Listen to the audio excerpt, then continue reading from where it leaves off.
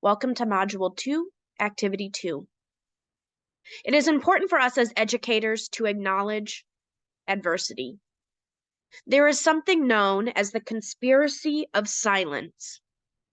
And you can see here that the conspiracy of silence is defined as school counselors and administrators, really anyone within an education setting, sometimes blame children for their reaction to terrible things that happen to them. This is particularly true when children externalize their reactions to trauma and behaviors that disrupt the school day, derail classroom instruction. The conspiracy of silence talks about the idea that it is the child or student's responsibility to understand how to have emotional regulation in a time of survival.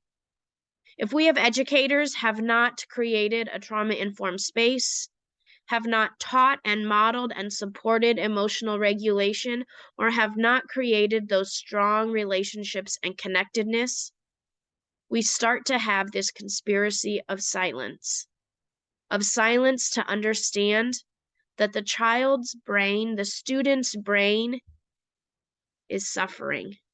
The child is telling us through their behaviors, regardless of their age, that they are hurting and they need support. That is where we come in as educators in a trauma-informed space. And so why should we have trauma-informed schools? Here are just 5 reasons why. However, we could have pages upon pages of reasons why trauma-informed schools are best, not only for students who have experienced trauma, but for children who have not yet experienced trauma.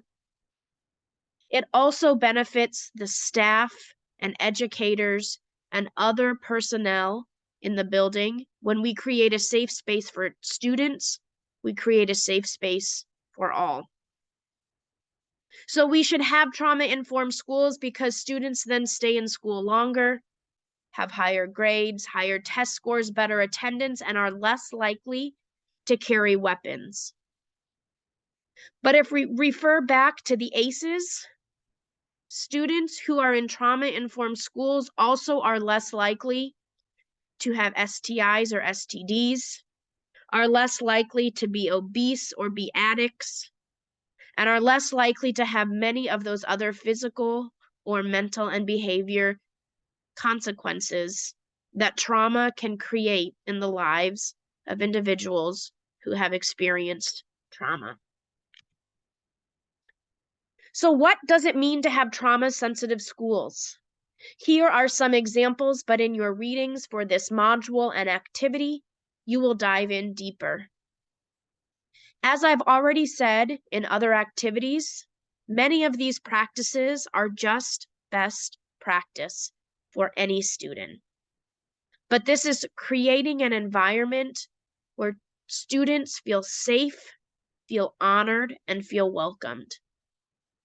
But I want us to reflect on that concept of safety once again. We have to know what is safe and what is meant by safe for the students that are in our classrooms.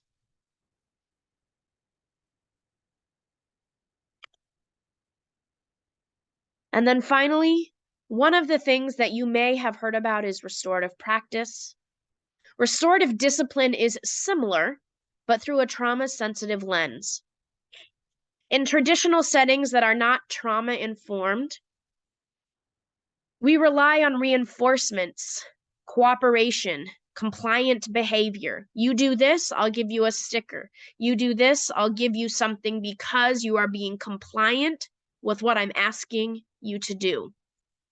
This complacency is built on the backs of the history of what education has been for many years, for generations.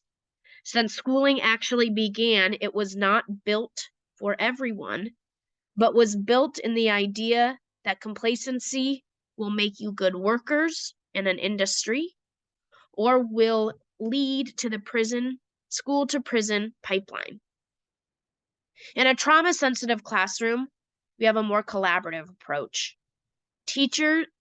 It's when teachers teach children how to use their minds to rein in their emotion, model, teach, reinforce that emotional regulation. It helps students understand how to handle life's challenges or frustration through resiliency and a life-affirming manner. Rather than punish, we teach. One of the sayings that you might have heard before is that when a child doesn't know how to read, what do? We teach. When a child doesn't know how to do math, what do? We teach. When a teenager doesn't know how to drive, what do? We teach. But oftentimes, when children and students are showing us their big emotions, telling us they're hurting through their actions and words, we often punish rather than teach. And so being able to develop a trauma-sensitive classroom is building that concept of teaching, modeling, and understanding that everyone shows their emotions a little bit differently and has reactions to trauma and stress in their own unique way.